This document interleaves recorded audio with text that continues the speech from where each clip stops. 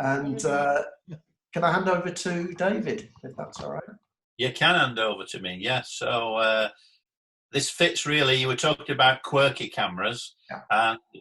And this really arose because when you were digitising Photographica World, you got in touch with me and you said, I've just put issue 93 or whatever it was online, and I bet there's a camera in there that you'd really like, the Peckham Wray.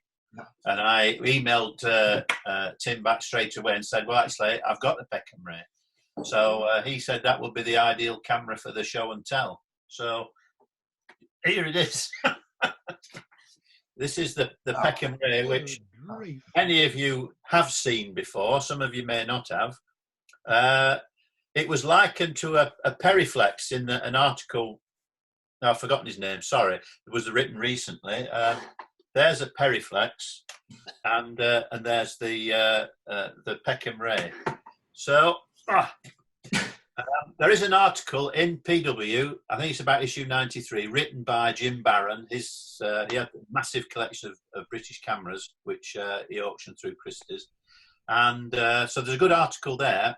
And so what can we say about it? It was patented, actually. The mechanism for it was patented in 1951. So it was quite early on, given that it wasn't actually released onto the market till 1955, which is pretty typical of the British camera industry, I think. And it seems to take forever, or it seemed to take forever from original concept to actually getting the thing to market. And that was part of the reason, I think, why we were as unsuccessful as we were at the end of the 50s, when we had the advantage of imports being restricted, and we could have made more of that if we'd done the right things. So the Peckham Wray, again, many of you will know, was designed by Cyril Peckham, who was an aerial photographer. He was also a designer. He was a standard photographer, but he did a lot of aerial photography.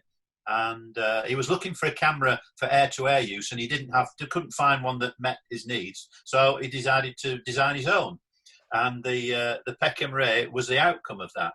It's a 5.4 camera, so it takes standard holders in the back.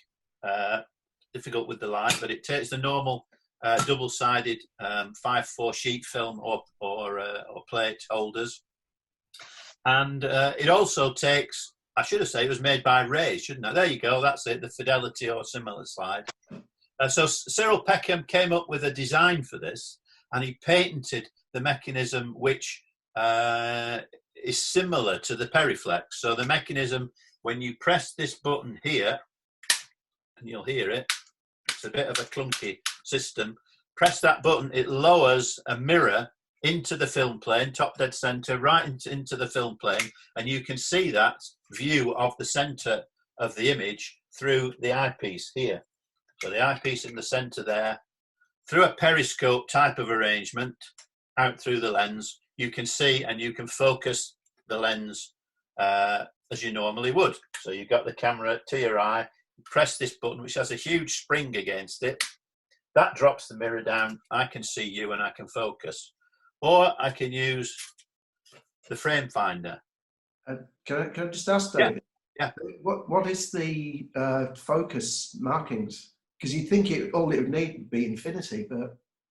Well, okay, yeah, fair comment. So the camera was originally designed by Cyril Peckham as an air-to-air camera, and we're going to try something now. It was designed as an air-to-air camera, but it was never made as such. It was made as a general-purpose press camera, really, for 5.4. I'm going to try and share a picture now. So I've prepared a picture here, if it works. Sorry, Carl, you can't see any of this excitement. Yeah. Can you see a photograph now? That's great. Yes, we can see it, David. Can you see an arrow moving on it, my cursor? Yes. Okay. So here is our friend Cyril Peckham, who designed the camera, as I say, in 1951. This was the version that he designed on the left, and then on the right are photographs of my camera, which show one of the main differences. So the camera you see here is virtually the same as the camera I've got that you see here. It's got the same folding viewfinder. It's got the periscope mechanism here. It's got the button here, which allows you to drop the periscope down into the into the optical path.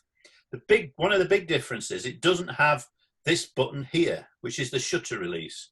So on the front of the camera, that's the shutter release. The version that Cyril Peckham designed had the shutter release on the back of the camera, which he thought was better for aerial use. It was more easily to hand. David, can I come in here, please? Of course. Is that a synchro compare shutter I can see? It's a compare P. Yeah. On this yeah, one. that's right. Yeah. With the range, so you can have the shutter open for focusing. Exactly. Yeah, Okay. That's right. Okay. But in Cyril's version, the original version, there was no provision for a between the lens shutter. He had this barrel-mounted lens with very large markings for focusing distance, an aperture on the barrel itself. And this mechanism was also intended to link to the frame finder, so that as you moved the focusing, the frame finder, the back of the frame finder would move backwards and forwards to give you the same field of view. So he had a camera there which he thought was perfect for aerial photography. He took it to Wray to make it, and again, as is often the case, the original intention of the design had to be changed to make it practical to manufacture the camera. And also, and this picks up on Frank's point, because it was going to be a general purpose camera, a press camera, it had to have provision for flash. And the simplest way to do that was to allow for a front-mounted shutter between the lens shutter in the way that we see it. So the camera, David? Sorry? What year are we talking about here? Well, he designed, the patent is 1951. The camera was released onto the market in 1955. So we're in the mid-50s. There are reviews 55 and 56. So this was being put out as a press camera just at the wrong time, when Graflexes and cameras which were perhaps a little easier to hold than this and more flexible were coming into use. So they did really miss the boat. But those are the main differences I wanted to point out. The big change in the lens design, which would have been much easier to use in aerial photography, where you needed to see the markings very quickly, was dropped and replaced by the between the lens. So I'm going to... Because you used to see on some of the bigger medium format cameras, the Hasselblad, the Mamias, the RBs, they used to make coloured pegs that you'd put on the lenses. So you could really easily set, 10 feet, 15 feet. So if you were at a press job or a studio job for that matter, you didn't have to fiddle about trying to get it. You just knew that's where the setting is. Oh, right. Oh, well, this has got just a standard helical focusing there. Yeah. The standard lens that the camera usually comes with in its sort of civilian form is the 135 f4.5 Ray Lustra. That's the lens that's on here. It is interchangeable, very easily interchangeable. Got the tiniest button imaginable here, which would be no use at all with gloves. So you press that, turn the lens comes off. So there's the lens throat, and there's the lens. And the two lenses were available for the two additional lenses were made available. This is the telephoto lens, which just bayonets on like that. And that's just a normal barrel mounted lens. So that has no provision for flash, but it does focus from infinity down to 15 feet. So it was in lens, David? 9 inches. Yeah, 9-inch telephoto. And it has a rather jolly green filter on the front. There we are. You can't. Oh, there we are. You can see it's green.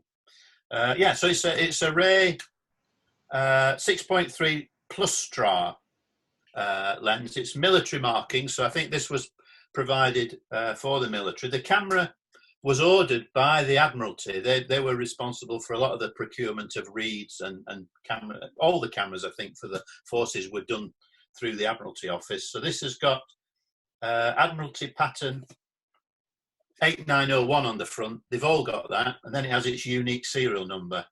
So the serial number for this is 147. And there are probably a couple of 100, 200, 300, perhaps 300, I think, was the number that were probably made. About 230 millimeters, if I'm My Oh, machine is right. I can't do inches with lenses. Oh, right. Okay. I don't know why. Why would a British camera be worried about millimetres? Goodness gracious. So I think probably that's enough said, because we've all got something else to say. It's a big, heavy camera. It's got David, has the camera, has each lens got its own shutter? No. The only lens that has a shutter is the standard 135. Right. So the telephoto and the wide angle make use of the focal plane shutter. Perhaps I didn't mention it's got a focal plane shutter as well. It has, yeah. So it's very like a standard reflex. Wind it up on the side, press the button on the front. Thank you. Off it goes. It's a bit slow, and I might have to speak to you about that, Frank, when you've got nothing better to do, and we can get out of the house. Well, other things to do with. I know you have, yes, yeah. Well,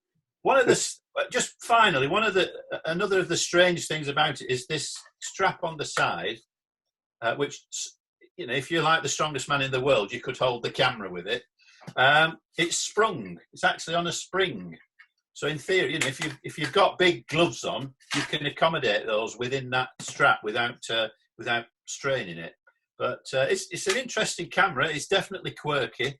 The 35mm lens, which the other lens that goes with it, which is also in this standard barrel mount, is an 89mm f6.3 Ray lens. It's the one you often see in an epsilon shutter on microtechnical or micropress cameras. It's that lens, but it's mounted in a lens mount, very like this telephoto. So there it is. That's my story, or most of it, of the Peckham Wray. Interesting camera. Too heavy, but not bad. Interesting. There you go. Brilliant, David. Thanks so much.